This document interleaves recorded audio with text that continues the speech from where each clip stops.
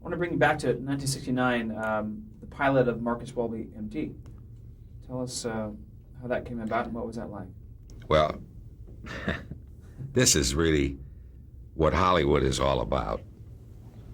I was doing the wonderful Night Gallery script that was Rod Serling's last show, and it was with Joan Crawford, it was actually 3 stories, and a young fellow by the name of Steve Spielberg was directing his very first production. I won't get deep into that now. So we were having some problems because Miss Crawford was incarcerated in her dressing room for very long periods of time, and we couldn't get her out on the stage. Joan Crawford is who I'm referring to. So the producer of Welby calls up the producer of Night Gallery, and he says, "We got a real problem." He says, "This is the last day of principal photography, and this actor that was supposed to work today was in an automobile accident, and we're getting ready to do the scene in a couple of hours." He says, "You got Tom Bosley over there. Is he busy right now?" And they said, "Probably won't. You can probably have him because I got a feeling he's not going to work for another 4 hours." And they sent me 16 pages of dialogue. And I somehow managed in 2 hours.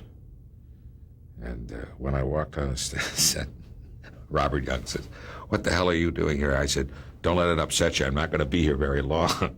And we did the scene, and then I went back. And he paid me 2 weeks' salary just to do that one thing, that scene. Wow. And that was your only appearance? Only time I was on the show. And oddly enough, Jim Brolin, his first job of any consequence was playing my son on the Western, the Virginian, a comedy version that they did. With 16 pages, are you a quick study? Oh, I'm probably exaggerating. It makes it a better story if I say 6. Fine. It could have been 6. But are you a quick study in general? Yeah, I am. Usually I like to learn lines in rehearsal. If you have the time, and when you're, just before you're ready to do it. Today, you don't get to, have to get the material in advance, and sometimes it's more advantageous to learn a lot of it before you get into rehearsal. But I am a pretty quick study. What's your process, if we can ask? When you first read a script, how do you absorb the material? Well, you have to read it about 3 or 4 times, and then you have to sort of, in your head, chronicle the order of events as they happen. And I try, unless it's absolutely necessary, not to pay any attention to the part of the show that I'm not involved in. Because there's a great deal I'm not supposed to be privy to, And I don't want to go and do a scene and say, "Well, gee, I know what happens, so maybe I better do this." No, because that has nothing to do with it. And they just have there've been pressure times. Walter Matthau, God bless him, they used to say that he would put his lines on a tape recorder at night, and next morning he'd have them up here in his head. Just leave them on. Everybody does it differently. Carl Malden was a very dear friend of mine. If reading, auditioning for a part was paramount to him getting it, he says, worst reader in the world. And some people, But we all do it differently. Nobody does it the same way. So you learn your part forwards and backwards with the idea of when you're shooting it, your reactions are in the moment and hopefully... Well, you don't want to learn it absolutely cold, because then you get a preconceived idea of how you want to say it. And when you have that preconceived idea of how you want to say it, that really doesn't include the other actor you're working with. So you got to allow yourself kind of freedom to work back and forth. Rehearsal, you enjoy rehearsal generally? If the material is good. Unfortunately, you do so many things in television which it's not the right director for the right thing, it's not the right person for this, for that, and you reach a point when you've done as many as I have, you don't gripe about it. I mean, you go and you get there on time and you know your work and you do it. That's it. Well, speaking of which, let's go back to Night Gallery for All right. Tell us about that experience. Well, that was incredible. I'm sure everyone knows the history of Steven Spielberg sitting in Universal for probably 6 months with his name on an empty office door and setting up telephones and everything. He had done a student film that they were very impressed with.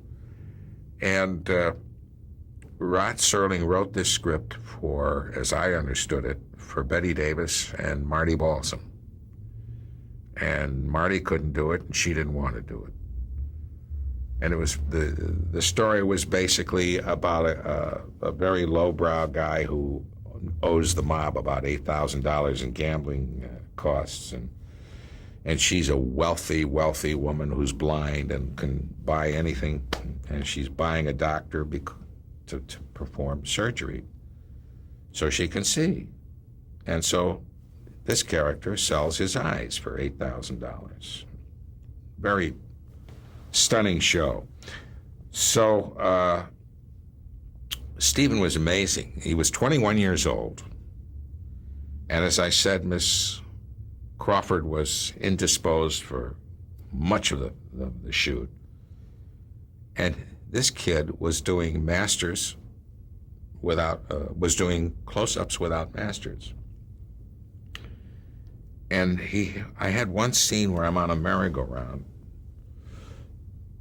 and the guy who I owe the money to makes it go faster and faster and faster. And I said up front, I said, Steven, I don't take to this very well. I said, I would appreciate some Dramamine.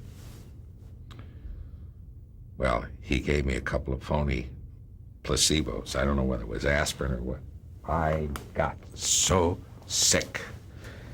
And I said, when it was all over, I said, I think I'm going to kill you before you get famous. I mean, I was ready to throw up right on the screen. But then when I saw it, I'm not used to having to do that kind of stuff. At least I wasn't at that time. So, but it was a wonderful experience and a very successful show. So even then, Spielberg knew what he wanted? Oh, gosh. What his greatest attribute, do you think? I think so.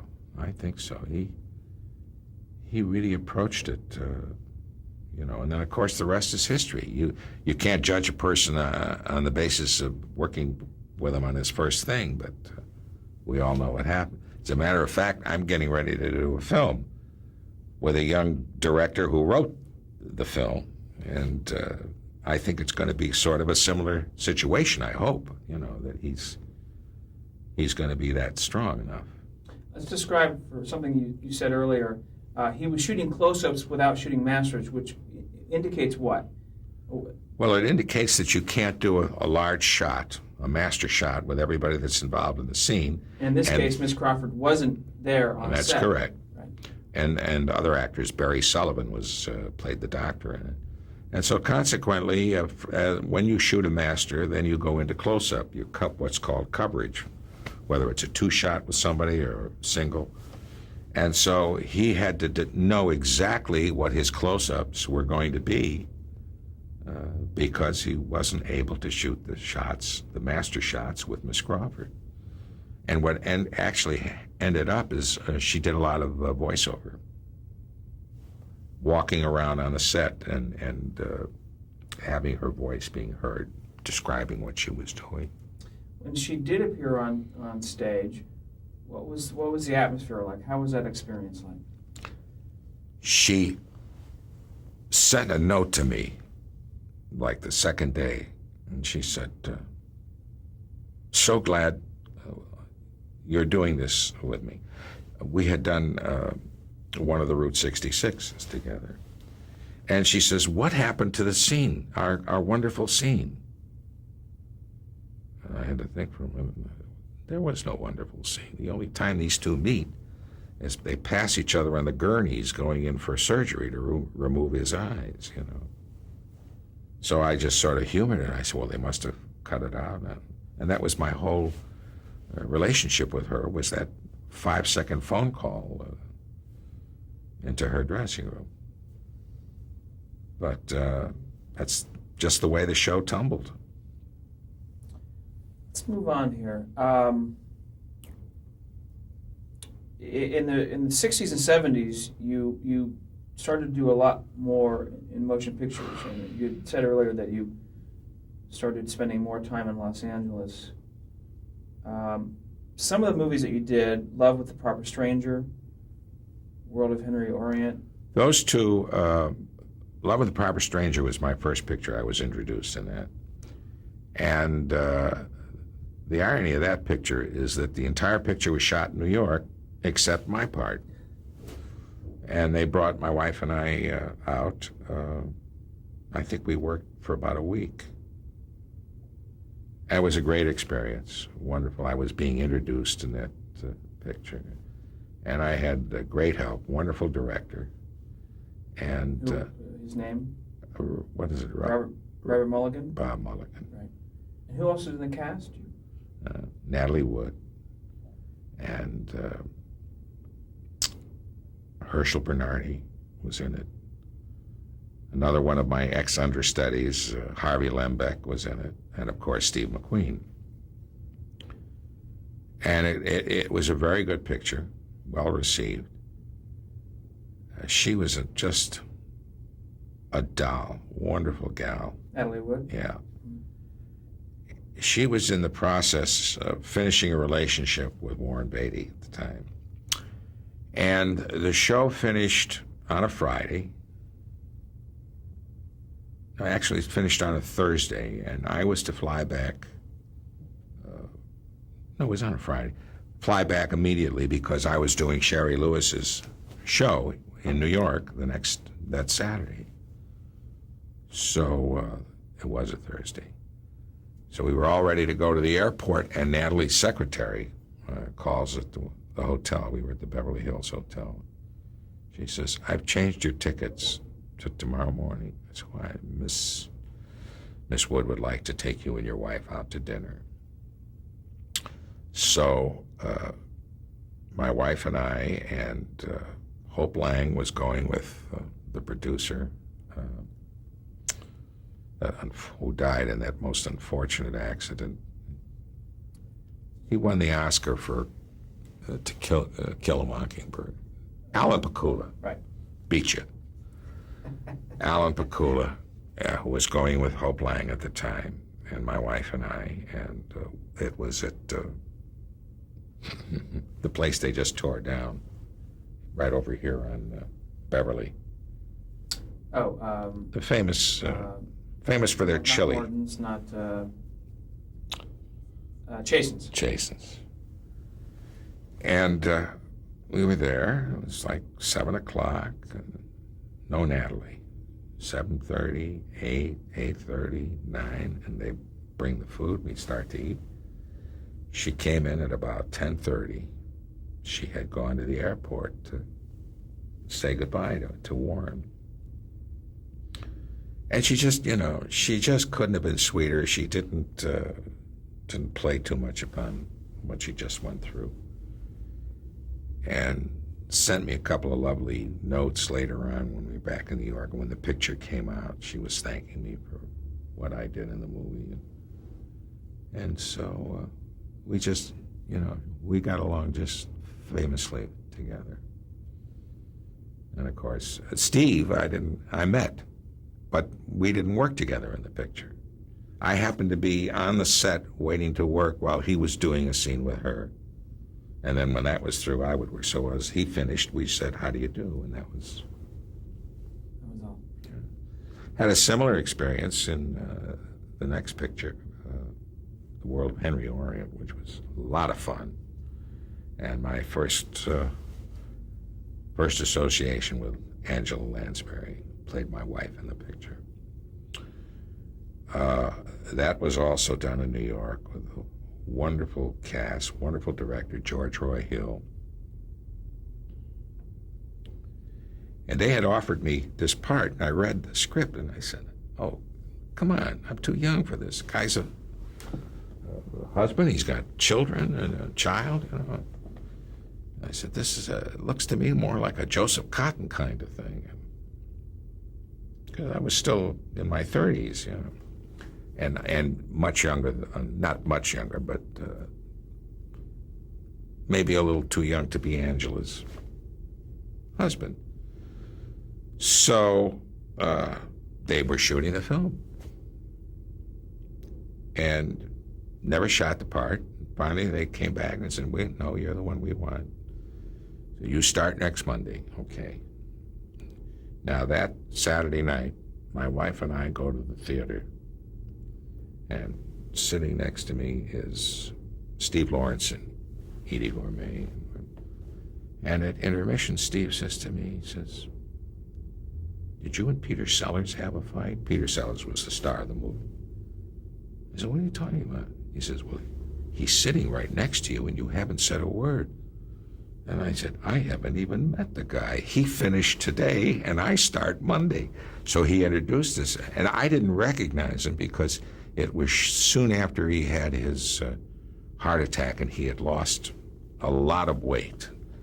So what I'm really trying to say is you go through a lot in this business, and then you say, well, who's in the picture with you or who's in the show with you? And you tell them, well, how was it to work with him? No, I never met him, you know. They finished before I did. How was Peter Sellers? I don't know. That's right. That's what happens. Yeah. Because of the order in which they shoot. And then you write your resume, well, I did a picture with Henry Fonda, you know, which I did, by the way. At this point, in your 30s, generally what kind of characters were you cast? Were you getting the same kind of roles? You know, I had played so many character parts young that as I got old, I had to learn to play myself, my own age. They were mostly character roles, mostly sympathetic. You know, I very seldom got an opportunity to play a hard role. Heavy, no, but hard sometimes. Were you frustrated by that, or did you accept that? No, I accepted. I was just delighted to be known that I was in demand, and I wanted to work, which I still do. One of the other movies I wanted to just mention is Divorce American Style. Mm-hmm. Tell me about that. That was supposed to be a dream, that whole sequence. I played someone who's trying to date, it's all about divorce, and to date Debbie Reynolds. And which, by the way, led to my doing a series with her, an ill-fated series in '69. Right. But they changed their mind and decided to make it a full-blown sequence. And it was just this one scene where she and I and God knows how many others drive to pick up my kids from my first marriage, her kids from her first marriage. Everybody's picking up their children as a result of divorces. And the scene ends with all these cars pulling away for the day. And for some reason, one little kid is left. And the camera pulls up way high, and there's one little kid with the blanket the whole bit. And our car stops and turns around, races back, grabs him, puts her in the car, and drives away. Had one of the greatest comedy openings of any film, where this guy climbs up to the top of in the valley somewhere, top of this hill. He sets up a music stand, takes out some music. You remember, you didn't see this? Oh, you saw it. Takes his wand, and he goes. And every house in the valley, they start fighting with each other, the husbands and the wives. Absolutely hysterical when they first showed that picture. Set the mood. Yeah. And it was directed by? Directed by Bud Yorkin, who was, that time was Norman Lear's partner. And it was written by Norman Lear. That's right. Right. How was Bud Yorkin as a director? He was fine. It's hard to make judgments when you're only around maybe for 1 or 2 days and you're involved in scenes with so many people. That's when a director has to take for granted that you, the actor, know what you're supposed to do. Let's not take time to delve into what this character is all about, because it's very open and shut. But he was very good, very well organized, and did his work, did his homework. I want to get back to television here. You mentioned Debbie Reynolds' show. Mm-hmm. You were a regular on that show, Mm-hmm. NBC, 1969. Tell us about Debbie Reynolds and that particular show. She had a 2-year guarantee. The show is coming on the air in September. And in October is the end of the advertising of cigarettes on television. First show, one of our sponsors, is, I believe it was Philip Morris. And she, in conjunction with her PR guy, come out right after the show and say, I quit. I will not work with a cigarette sponsor. And the oddity is the headline in the TV section of the Chicago Sun-Times said, Debbie's show goes up in flames. And my mother called me and wanted to know if I was hurt in the fire. But they canceled it. They let her do I think we did 13 weeks. 17. Right. 17 episodes. Yeah, and they took away her deal. This was created and produced by Jess Oppenheimer. Yes. From Desi. Desi. From Lucy. Yeah. I Love Lucy. Genius. Absolute genius.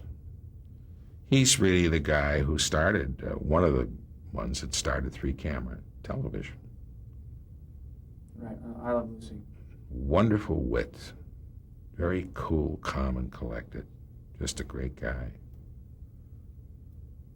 Besides the sponsor, could it have gone on beyond 17 episodes? I think that there would have had to been some reorganization to the show. It was getting a little crazy. If you don't have a show where you don't care about the people, you're in trouble. Regardless of what they do, you've got to care them. Describe Debbie Reynolds for us. What talents does she bring to the table? Tremendous energy, tremendous work ethic, a great deal of her life has been consumed with bitterness. It's hard to go on with your life when you were America's sweetheart and your husband walks out on you for Elizabeth Taylor, And, but all through it, she raised her kids. She had a husband, Harry Carl, who was a consummate gambler, lost much money. His family had been in the shoe business and made a lot of money. And when he died, there were debts, when I can remember, approximately over $500,000. She went to work, paid off all of his debts. She had a home in Palm Springs. As a matter of fact, a friend of mine bought it. So she made some money on that. And she went to Vegas and she started working. And she's been doing that for a long time. She tried to save a hotel. She opened up, has been instrumental in trying to open up a museum with, costumes and wardrobe. While we were doing the show at Metro, I'm not going to mention names, but the studio was sold.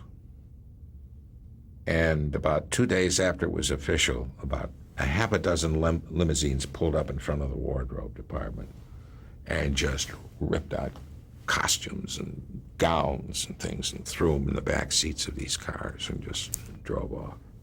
She saw this, and that's when she said, that's got to stop. So she's been working very hard for that. She's very active in charity. She's a part of a group called the Thalians, which puts on a big show every year. And she's still a hard-working lady. And she still has that energy. Yeah. Yeah. You made appearances in so many shows in the late 60s, early 70s. Virginian, you mentioned. Mm-hmm. The Mod Squad. Love American Style a couple times. Night Gallery again. Any of those? Bonanza? I mean, any of those provide special experiences? Yeah, a couple of, let's see, the Virginian that was one of their first comedies. And they tried to do like a Romeo and Juliet kind of thing. I was a banker, and Yvonne DiCarlo was a cattle baron, and Jim Brolin plays my son, and Carrie Snodgrass plays her daughter, and there's a lot of fun to it. And what's his name was still on the show before he became big time on the Today Show. David. Letterman. No. No, I mean, no. It's nice to see that the younger generation has problems with their memories too. I think you know who I mean. Yes. And so that was fun. Bonanza was a cute. I did 2 Bonanzas.